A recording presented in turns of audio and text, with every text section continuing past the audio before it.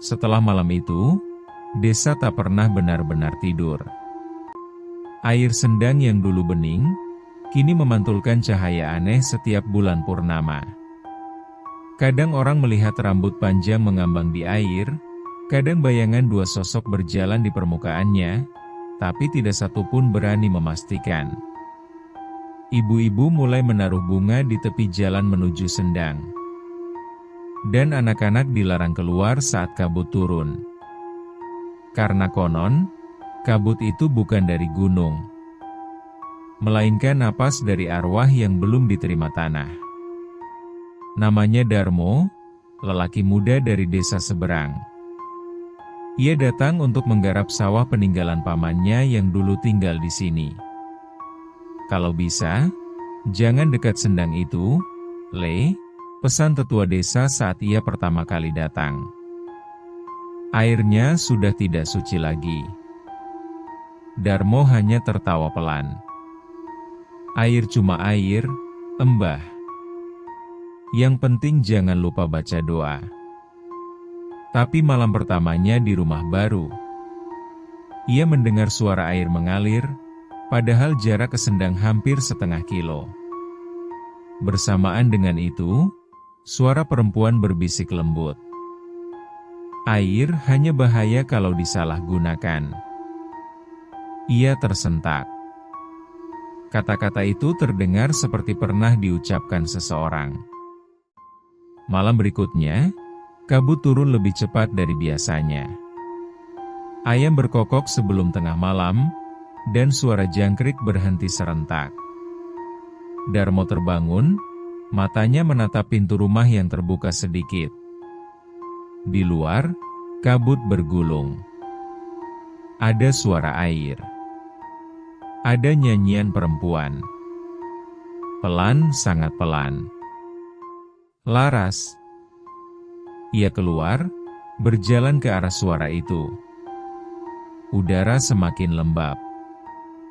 Dan di antara kabut, berdiri seorang perempuan berambut panjang, mengenakan kain putih yang basah menempel di kulitnya. Kau? Air di sini masih jernih, katanya dengan senyum samar. Tapi berbahaya kalau disalahgunakan. Darmo terdiam. Itu kalimat yang sama, persis, seperti dalam mimpinya. Sendang Kinasi malam itu seperti cermin yang hidup.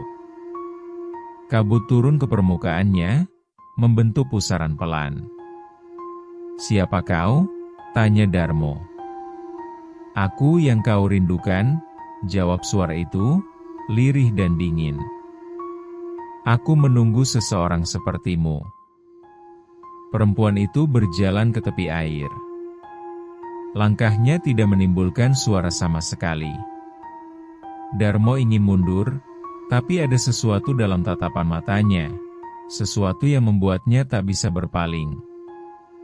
Lihat ke dalam air, katanya pelan.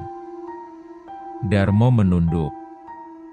Ia melihat wajah perempuan itu, tapi dari dalam air, tersenyum. Di baliknya, bayangan laki-laki lain muncul sebentar wajah Arka. Pucat, matanya kosong. Lalu air bergetar, dan tangan putih muncul dari bawah.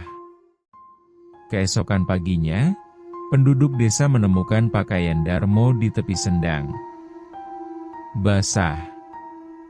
Tapi tubuhnya tidak pernah ditemukan. Air Sendang kini tampak lebih tenang dari biasanya. Dan kalau diperhatikan dengan seksama, di permukaannya tampak dua bayangan berdiri bersebelahan. Seorang perempuan dan seorang lelaki.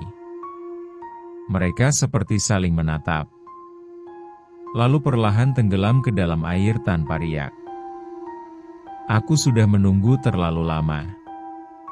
Cinta pertama tidak mati, ia hanya berubah bentuk.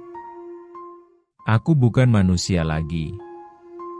Tapi setiap kali air bergetar, aku ingat rasanya dicintai, dan ditinggalkan. Mereka menyebutku penunggu. Tapi aku hanya perempuan yang pernah ingin dicintai sepenuhnya. Jangan sebut nama seseorang di dekat air sendang ini, kalau kau tak siap kehilangan bayangannya. Kini, setiap kali bulan purnama, penduduk desa menaruh bunga melati di tepi air. Mereka percaya, Laras, sang arwah Kinasih, masih menjaga sendang itu.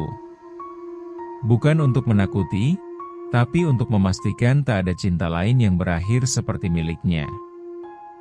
Air di sendang Kinasih akan selalu jernih, karena dibersihkan oleh air mata cinta yang tak pernah berhenti.